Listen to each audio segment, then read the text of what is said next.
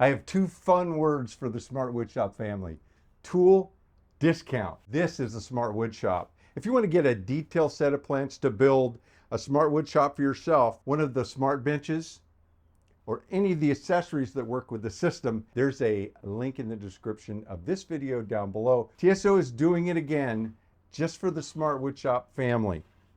There is a coupon for $20 off their guide rail squares, of which there are three. There's the GRS 16, the GRS 16 PE, and then the one I don't have, and if I can get a picture, I'll put it up here. But it looks a lot like this one, except it is the GRS 16 PEK, I believe. And that is one that works with the Craig system. These two both work with Festool, Makita, and Triton. So now you know what you're getting and how much of a discount it is. I'm going to spend a bit of time going over what they are, how they work, and at least I think two features that I use that I haven't seen TSO ever mention. So stay tuned for those. What are the GRS 16s? Well, they are a tool that work with tracks to give you a square cut. Just that simple. Nobody else makes one like this that does this. TSO, in their just the founding on who they are, they're a small tool manufacturer, designer manufacturer in the United States, and they work with the woodworking community, the Smart Woodshop family, and other woodworkers, and they listen to us when we have a need, and then they strive to create, invent, design, redesign, go through all the stuff you have to go through to create a tool that will meet that, as they put it, unfulfilled or unmet need. And they do it in such a way that it is a tool that is safe, accurate, and is of value. It is not inexpensive, but over the life of the tool and what it does for you, it is the most economical way to get to that end game of what they're trying to solve. In this case, we have these tracks, which are bread and butter for the finished carpenter and the carpenter. These things just, there's no question that they pay for themselves and are just necessary in this day and age, especially if you want to be competitive. But the way they work is you put them on your marks and you make your cut. It doesn't matter if it's an angle or straight or a little bit or a lot. You put these on their marks, and they don't need to be clamped down or anything. You just grab your saw, you make your cut, and they just don't move. But you are dependent on yourself for putting it in the right spot every time. So if if you want to make a 14-inch mark, you make two marks, you put it on. As long as you're careful, you're going to get a good cut. The thing is are you going to be square like off of this edge? Unless you take your time to check and make sure you're square, you're actually, when you're making the marks, you're cutting parallel from the edge, not square from this edge. These give you the ability to make sure that you're square, and you can just drop it on a single mark. You don't have to have two marks. And the way they work is they slide right on, and they have the design, and these are the same in functionality and how they're made to go on the track. But there's an extrusion here that's got a nice shape to it that will slide right into your track, and then with their patented design, their clip, that's it. And again, both of these and the other one that's on sale, they work exactly the same.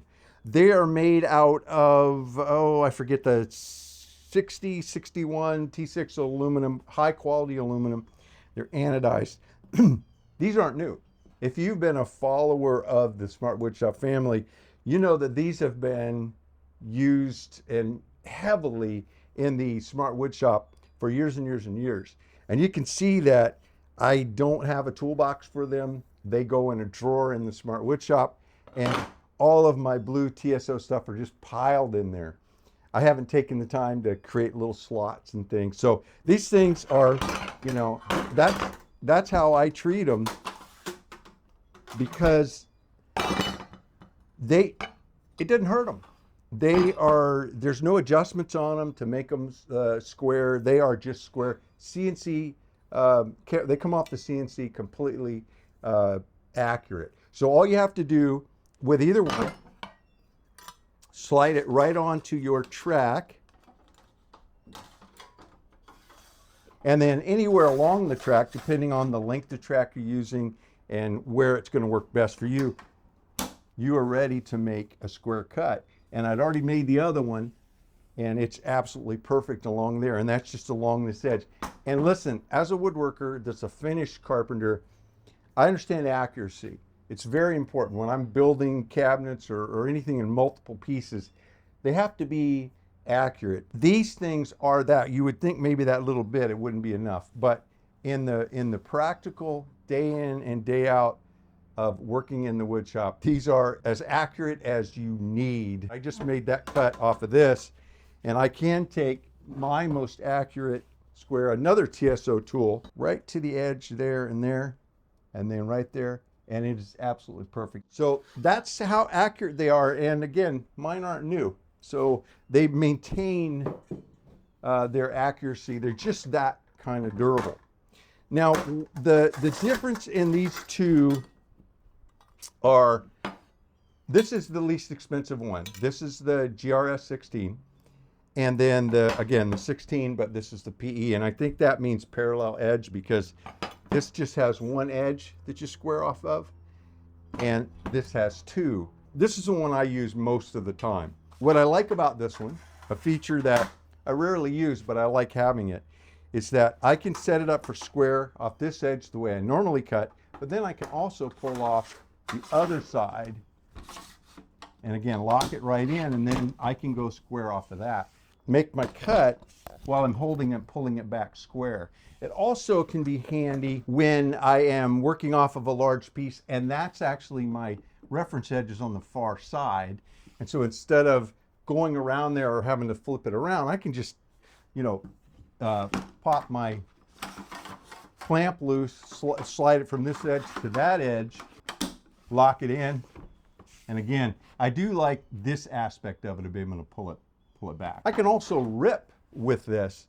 I have done it where I've taken this GRS 16 PE and I've put it on my longer track, or this one on shorter pieces, but I can also cut this way, and I'm going to get a square cut off of this edge from that edge. So if this is square and then I've cut that square, now I can go off of it and rip this piece to, again, I just make a single mark to whatever width I want and make my rip. So you can see in the field, and even in your shop, with your material being stationary, and the accuracy you get with this and the ease of adjustment, you know, you've got cross-cutting and ripping with something that's portable that you can set on the side and just pick it up and make your cuts. With a tape measure and a pencil, you can make your marks, and with just this one tool added to your track, you can get very accurate cross cuts and rips and repeatability. But if you want to be even more efficient and more accurate, if you have their parallel guides, again, another tool that I have 2 sets of in different lengths, and they get used heavily, but you can take one of them and these will attach to any of the GRSs, so all 3 of them. Place this on top of the GRS. There's a little groove, and on top of the GRS there are 2 holes that are threaded M6. You drop this on. There's no way to put it on incorrectly. There's no squaring or setting anything up. It just lines up with those holes. Again, all this machine CNC accuracy with the little knobs that come with it. This is about the GRS, not this, but I want you to see this feature in case you do have both the parallel and the guide rail square. So I can set this to whatever number I want. Say I go to 900. Now I have the length that I want and I'm square. So now I don't need my tape measure except to double check things. I always like to double check the first one when I'm going to do repetitive cuts.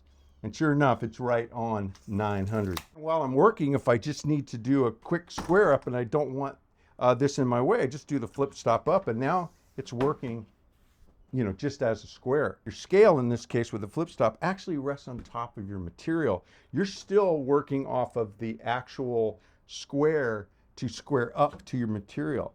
Why that's important, some of the ones that I have seen are set up to butt up to the outside of the wood. Two problems I've had with that. One is then you've got to set both of them up on each end and they have to be almost, you know, just slightly wider than the wood. So you're constantly adjusting them. This one, it doesn't matter, it rides on top. And the second reason that's nice is because it's resting on the material, so it's not dropping down. Those ones on the side, you have to come up with some way to hold it up. And in fact, with the Festool parallel guides, I did a video probably 10 years ago where I did, before I had these, where I did a modification just to have a little tab of aluminum that would hang off the wood, because it was such a hassle that it would always want to drop down and tip my track up. I have multiple sets of stops so that I could set this up. I could have 2 or 3 on here if I were doing repetitive cuts of different sizes and say in a cabinet build out, then I could set them up, get them exactly where I want them, and then just flip down the one that I need to make the cut. So again, the efficiency of this setup, this is a big deal. I mean, this is exciting to have something like this of such high quality and durability that's it's gonna last forever in your shop.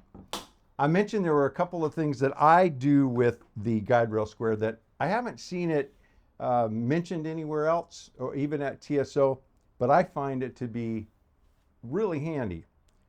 This is a big square for layout. So now I know that I'm going to get an accurate cut there when I run the saw through it, but now I have the straight edge that if I'm doing layout on a project and I need a big square, this dude is accurate and I've got it out to cut with, and I can adjust this around to get it right what I need. And I have different lengths of track. So if I wanted a little bit smaller square, I could use this one. So if I'm laying out lines for shelves to go in cabinets, that I'm going to do dominoes or something like that, I can come along and just make marks where I want them on just one edge, and then take this square and put it right on that mark, and then draw my line and move it on down. If it's a good layout tool, a great square, then also it'll work excellent for guiding machinery. One of the things I use this edge for is to do my dominoes in space. So if you've got cabinets, the sides, and you're going to do like high-end furniture where you're going to do shelving that's not adjustable, and you're going to have some kind of connection between the sides and the shelves, I will use dominoes for that. And I know with this machine, which I've used to death, that from this plate is 10 millimeters to the center of the cut. And there is a center line on the center of the cut this way. So with this track and this GRS 16, I can come to my wood and do a layout and say that I want a shelf at 300 millimeters. Make a mark at 290, and I know that when I put this machine here right on that edge of 290, I'm going to get the center of this domino right at 300. And then I could march my way on down. So I make that mark at 290, and maybe the next one I want at 600, so I do it at 590, and then at 900, so I do it at 890. So now I have just 3 marks, and all I have to do is put the track on that mark, and now I know that when I do this action here in cutting that mortise, that it's going to be exactly the 2 or 3 that I do along here, they're going to be exactly square off of this edge right where I need them.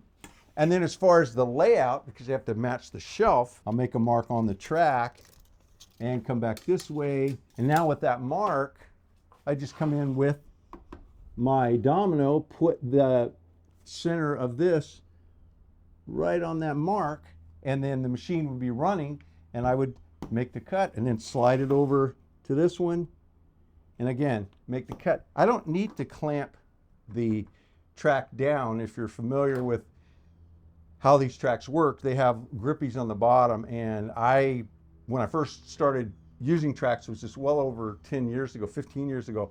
At first I clamped them down all the time, and then I realized that that was just wasting time, and that they don't move around. Now with those marks already in place, I could just come right down to my next mark, make sure it's right there, put my hand on it, and then line it up, make my cut, line it up. I got a couple of extra marks, so I'd have to be careful to make sure I got the right ones.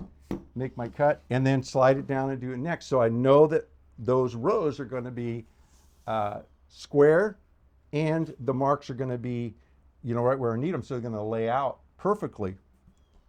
Now I do have an idea that, are you guys listening, TSO? What if there was an accessory that would slide into this groove, something like that, and it would slide back and forth so we could zero it out. So basically the 0 mark would be right flush with the track. We would have to reference off the side of the machine. So somehow we'd have to have the math between here and here. We could set the scale up so that it was zeroed here on the edge of the material, right where the square is, and then the numbers would be offset by half the width of the base plate, so that when we put it up against that stop, it would be right at the number that we're going for. We could